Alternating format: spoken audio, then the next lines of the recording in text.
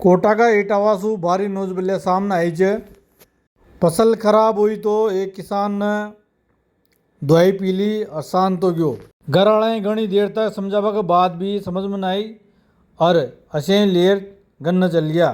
शांत हो वालो किसान को नाम जगदीश चो, जो इटावा का वार्ड नंबर 10 में रहो चो, और उनके साथ बेटो रविंद्र और साड़ो महावीर ये भी आई जा। और पोस्टमार्टम रूम के यहाँ जब बातचीत हुई तो महावीर जो साड़ो जो उन्हें की उनका जीजाजी जगदीश 25 बीघा जमीन जो ऊँचा करके तो कोई जमीन को न जी मुनाफा काश्त कर जा। और सोयाबीन भाई जी तो पानी जो पड़ियो अतिवृष्टि हुई ओमा सोयाबीन पहली बर्बाद होगी, चौपट होगी, आध कहीं एक दानों न लाग्यो। उसके बाद फिर सरसों को बीज डालो खेत में, बोई सरसों तो 2 दिन तक जो पानी पड़ जो अड़ा अड़ा ओमा वो बीज भी डबड़ गयो।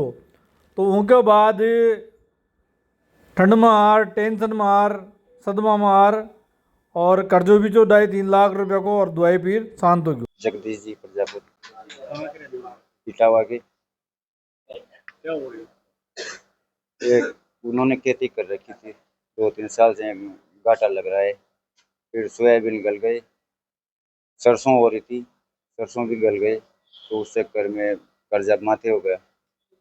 अब सब पैसे मांगने आते हैं, उस चक्कर में गम में कुछ कर बैठे भगवान जाने।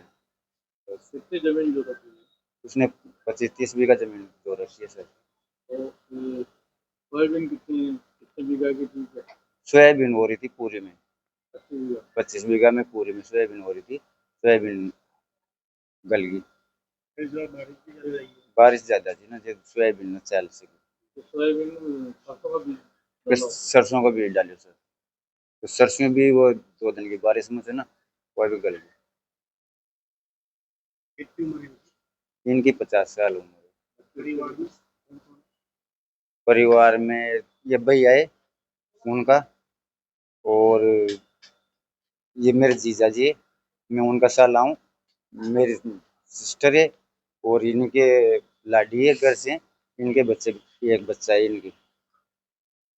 पूरी जिम्मेदारी उन्हीं की। हाँ, पूरी जिम्मेदारी उन्हीं पे थी। घर पे कोई जमीन वमीन तो नहीं है? घर की जमीन बिल्कुल भी नहीं है, मजदूरी करते हैं। केसीसी वेसीसी का भी है? जमीन तो है नहीं। केसीसी सर वो कहाँ से, जब वो जमीन नहीं है तो कर्जा वर्जा केसीसी। कितना है? कर्जा तो 2-3 लाख रुपए का तो अगले साल बोला था मेरे से, और अब इस साल भी बढ़ाया होगा वो तो। फिर आपका नाम? मेरा नाम महावीर, रायतल गाँव में, मेरा जीजा जी है वो। इटावा वाले की मृतक की सूचना आई थी कि एमबीएस में उसकी मृत्यु हो गई है। तो यहाँ पे एमबीएस आया और यहाँ पर उसका बच्चा मिला। उसका बच्चा है रविंदर सनोक जगदीश जाति प्रजापत निवासी इटावा वाले ने एक रिपोर्ट दी है कि मेरे पिताजी ने 25 बीघा जमीन करीब मुनाफे से काश कर रखी है और उसका कर्जा हो रखा, जो कल शाम को 7 बजे करीब कोई जहरीली चीज का सेवन कर लिया, जिसको इलाज के लिए हॉस्पिटल इटावा लेके गए थे। वहाँ तबीयत खराब होने से रेफर किया गया, तो एमबीएस कोटा लाए, यहाँ पे उसकी इलाज के दौरान मृत्यु हो गई।